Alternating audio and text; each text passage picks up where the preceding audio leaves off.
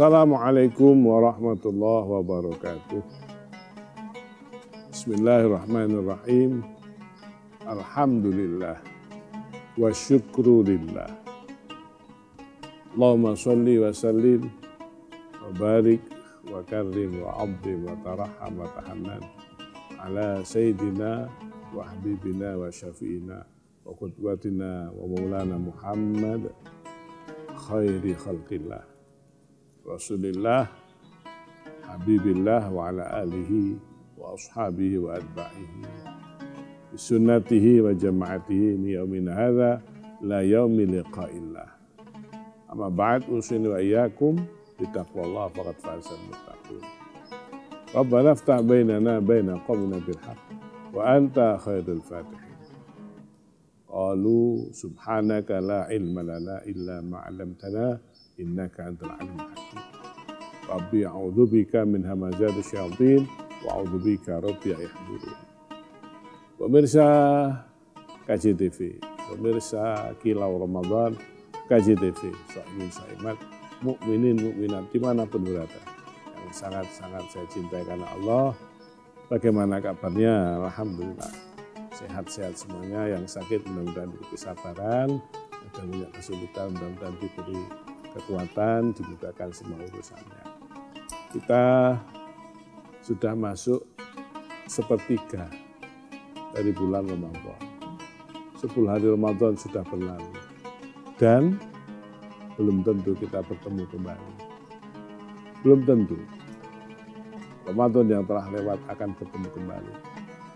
Ya, kita mungkin masih bertemu dengan 1, 2, 3 Ramadan tahun depan, tapi sudah dalam hitungan tahun yang berbeda. Jadi mari sisa perjalanan ya Ramadan kita yang tinggal 20 hari kita maksimalkan. Siam kita, qiyam kita, ibadah kita, tilawah kita. Terutama siam dan qiyam. Kita lanjutkan kajian kita betul-betul nasihin tentang keutamaan ibadah tarawih atau qiyam Ramadan malam yang atau hari yang ke-11. Dikatakan di kitab Dzurratun Nasihin wa fil lailatil hadiyati asyarah.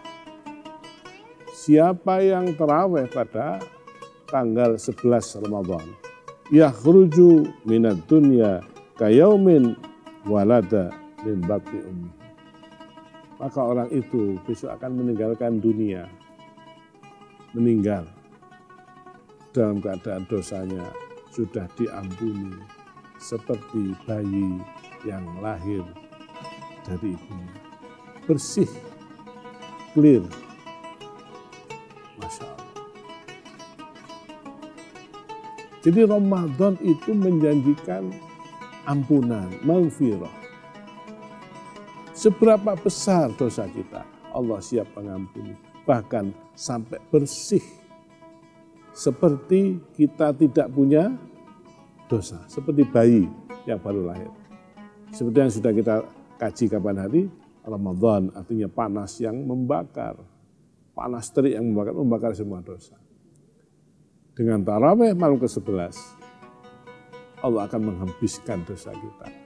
Kita pulang menghadap Allah dalam keadaan sudah tidak punya dosa.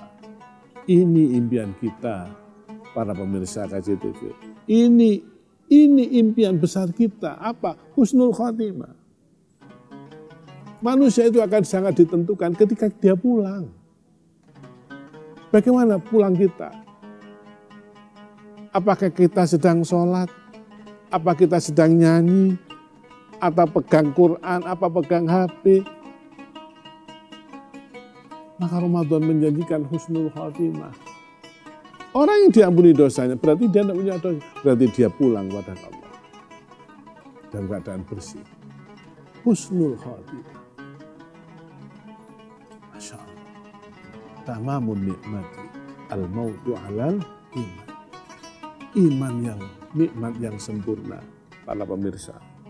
Iman yang sempurna bukan ketika kita punya uang banyak. Uang ditinggalkan. Harta ditinggalkan. Bahkan nama pun akan kita lepas. ketika kita pulang? Coba. Ayo coba. Sekarang orang masih sakit umpama, ada orang sakit. Orang tanya, Pak Fulan dirawat di mana? Tapi begitu orang itu sudah meninggal, orang sudah tidak tanya Pak Fulan. Jenazahnya sudah datang apa belum?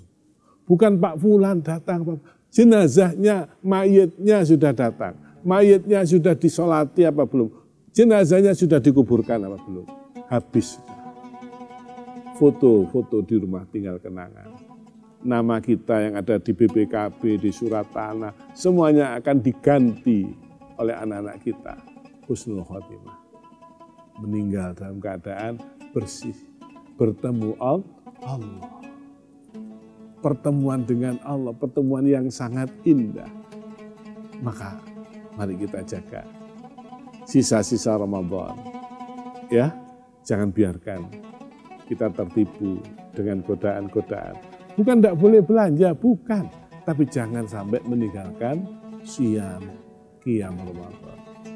Kalau toh misalnya ngantar anak, ngantar istri, malam belanja, menyenangkan istri juga pahala. Menyenangkan anak juga belanja. An-nafaqatu ala iya sodaqah.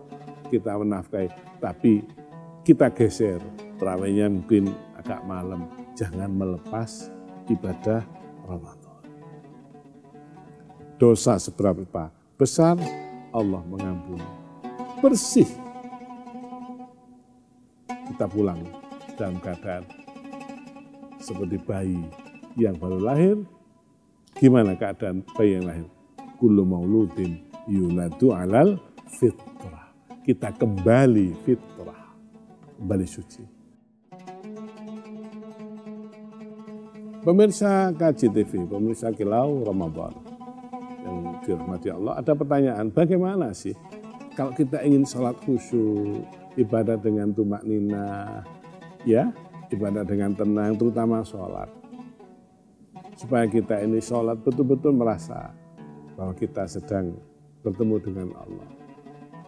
Cara paling mudah, ini memang pertanyaan yang paling sulit. Makanya tidak ada ulama yang mensyaratkan khusyuk, tidak ada. Sholat harus khusyuk, tidak. Ya, dianjurkan karena memang berat. Nah, salah satu upaya adalah kalau kita ambil teorinya Al-Ghazali, tesis Al-Ghazali, kalau ingin secara khusyuk, yang pertama bitta'zim, dengan mengagungkan sholat. Ini saya ambil teorinya Imam Al-Ghazali. Cara untuk sholat khusyuk, yang pertama bitta'zim, kita mengagungkan sholat. Ya, kadang-kadang kita kan sholat dengan seenaknya, mohon maaf ini ya, dengan seenaknya lah. Waktunya seenaknya, pakaian seenaknya. Kalau Al-Ghazali, embrio munculnya khusyuk bitta'zim. Jadi kita ta'zim, mengagungkan sholat. Kalau kita sholat itu kita sedang bertemu dengan Allah. Ingat, Rasulullah mengatakan, idza shalla ahadukum fa innahu yunaji rabbah. Kalau ada orang sholat, sebenarnya dia sedang bertemu dengan Tuhannya. Bagaimana posisi kita? Yang kedua, kata Al-Ghazali, kalau mau sholat yang indah ya, bita'dilil arkan, menyempurnakan rukun, takbirnya, takbiratul ihram, bacaan Fatihahnya, bagaimana rukuknya, sujudnya, dan sebagainya. Ditambah dengan memahami rukun-rukun itu. Allahu Akbar, kenapa harus Allahu Akbar? Ya lagi-lagi berarti soal ilmu. Banyak orang sholat tapi tidak memahami sholat itu apa, untuk apa, bagaimana.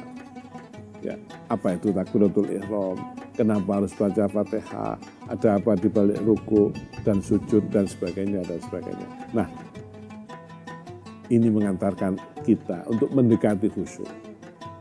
Yang kedua atau yang ketiga ya, disebutkan di Quran, khusyuk itu berat illa alal khosyi'in, kecuali orang yang khusyuk. Orang yang khusyuk itu orang yang ketika sholat dia merasa inilah sholat terakhir saya. Alladzina yadhunnuna annahum mulaqu rabbihim wa annahum ilaihi raji'un. Ketika sholat dia merasa ini sholat terakhir saya, dia akan segera pulang menghadap atau bertemu dengan Tuhannya. Tapi itu sulit, Yai. Sulit, Gus. Ada cara yang paling mudah. paling mudah apa? Sholat berjamaah. Sholat berjamaah membuat kita satu, menghormati waktu, mesti awal waktu. Dua, menyempurnakan rukun. Tidak ada orang sholat jamaah ke susu. Jadi cara paling mudah, cara paling efektif, efisien kalau kita ingin sholat khusyuk adalah kita menjaga sholat berjamaah. Wallahu a'lam bishawab. Mudah-mudahan semangat Ramadan tetap kita jaga, kilau Ramadan semakin barokah. Kita manfaatkan media ini, kita mendapatkan semangat ilmu untuk menuntaskan Ramadan dengan husnul khotimah. Untuk maaf lahir batin, terima kasih atas semua perhatian. Mudah-mudahan semua ibadah kita diterima oleh Allah Subhanahu wa Ta'ala. Allahumma innaka afuwun tuhibbul afwa fa'fu anna wallahu a'lam bishawab. Selamat berbuka puasa dengan keluarga. Salam hormat dari saya Muhammad Mushaddiq Fikri Faruk untuk semua keluarga. Assalamualaikum warahmatullahi wabarakatuh.